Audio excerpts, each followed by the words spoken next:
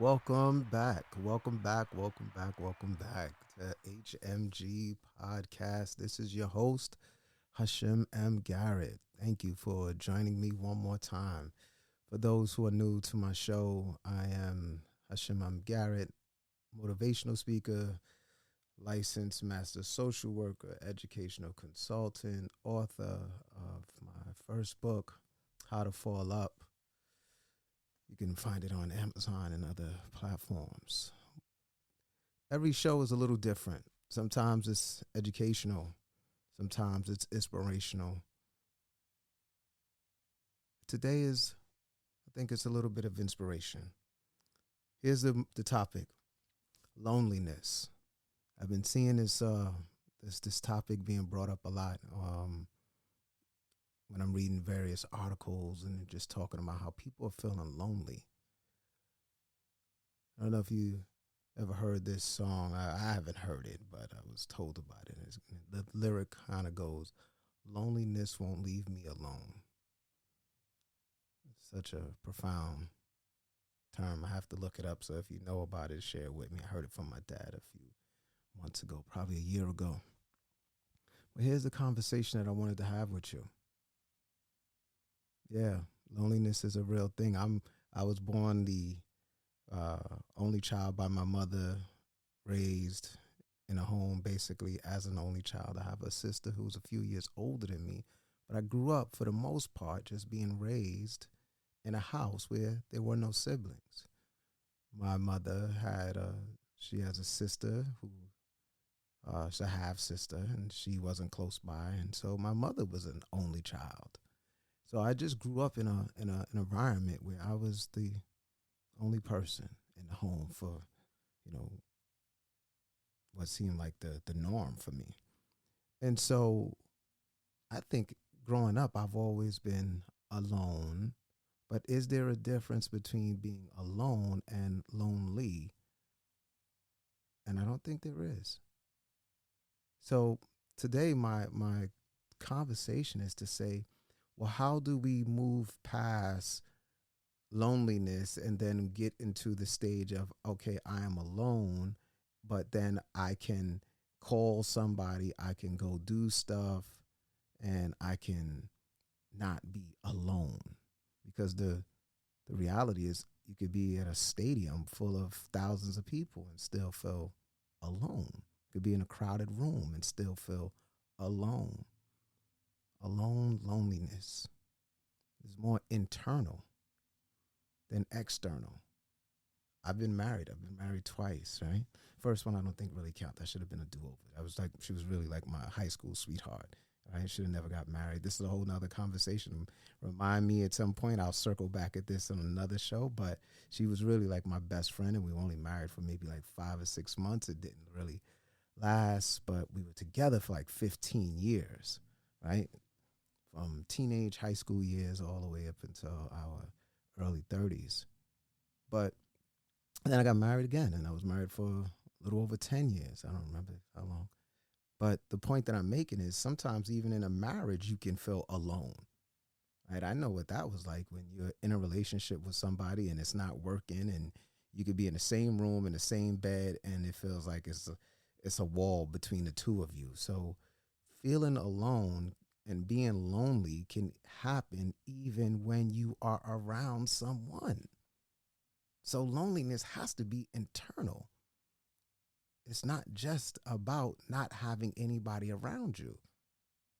Yeah, that's a key part, of course. That makes sense, right? You're alone because no one is around. But what happens when you're alone and people are around? I think that's even more like psychologically harmful. And so what do we do? And so my message today is being able to be comfortable and be at peace with being alone or being lonely, and know that this is something that you have to work on, right? And so if it ever happens again that I get married, then I will have to work on making sure that I don't build that wall up of feeling alone and maybe alienating my significant other, my partner, and because I'm in my own headspace about something and I'm feeling like a need is not being met and I'm not verbalizing how I feel and that person isn't verbalizing how they feel. But the reality is whether you are in a home by yourself, physically by yourself, there's nobody else in the home, or you are in a home or in a space and other people around and you feel lonely and you feel alone, that's some work that we have to do internally. And the reality is, I'm 100% sure that my significant others, my wives at the time, they felt alone, even though they were married. You can be with someone and still feel alone. You can be alone and obviously feel lonely. So how do we fix this? The first and simple, most direct thing that I have learned is be at peace with being by yourself. Be at peace with it. Be at peace with yourself. And hopefully if you are at peace with yourself, if I am truly at peace with myself and I enjoy where my life is and if I'm content and I am happy, then whether I'm in the house by myself, reading a book, watching a movie, cooking, doing whatever, I should be at peace with that. If I'm in a house with my significant other and my partner, I should find peace with that. And so I just hope that this topic of feeling alone and feeling lonely and being alone is not something that is going to bring us down, but if anything, maybe it allows us to just do that introspective work and just figure out, why do I feel bad when I'm by myself? Because the great work from the ancient books, the great work was happening when the great prophets were by themselves. Peace be upon all the great prophets, the Moses and the Jesus and the all of the great prophets. It seems like they found themselves when they were by themselves. There was a certain amount of enlightenment that came when they were alone, when they went off into the wilderness and spent some time alone and then came back and were a better version.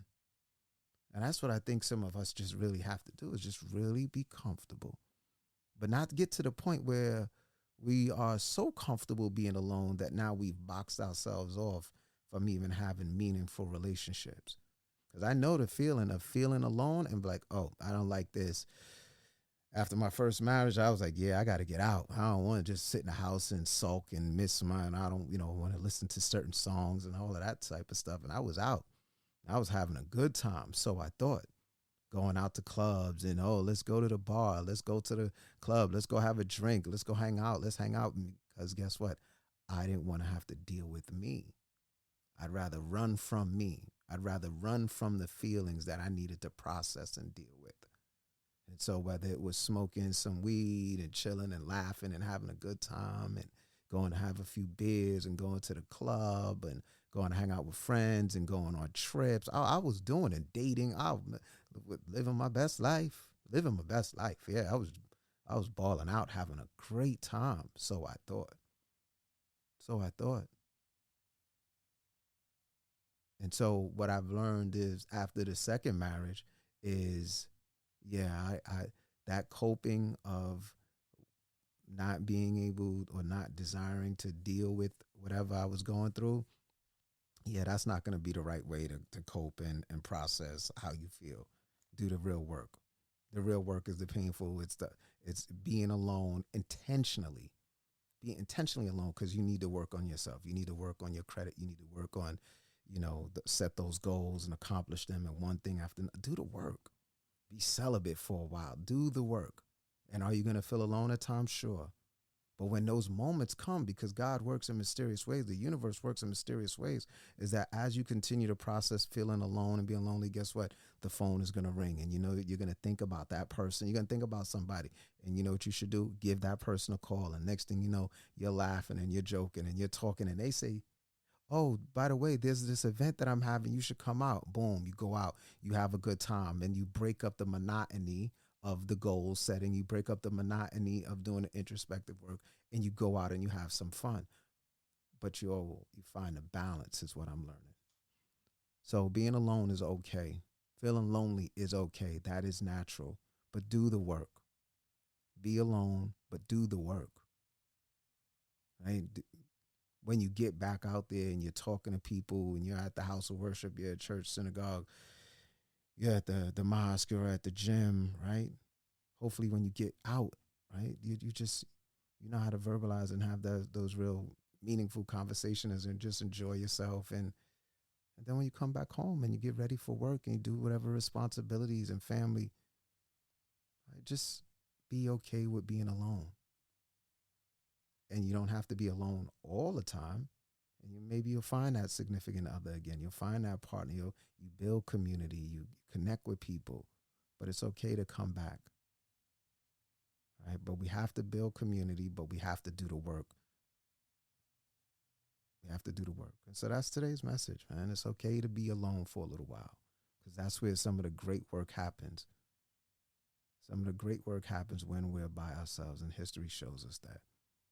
You can't find yourself until you're by yourself. And it's okay to be alone for some time. Do the work. Build those positive coping skills. And watch what happens once you reintroduce yourself and you get into the next relationship and the different jobs and the different things. Maybe you'll be a better version of who you were prior to being isolated. But we don't want to stay in these silos too long. We don't want to stay in the bubbles too long because then we can become too comfortable being alone. And now right? And so we have to make sure that we do the work, get back out there. All right, listen, I hope you enjoyed my rant. I'm going to have to sign off now. But remember this one saying: you are special, and there's nobody in the world like you. Whatever is rare or unique has enormous value, and it is the same with you. Have a wonderful evening. Have a wonderful day. If this is the beginning of your day, be intentional. Thank you. Stay well.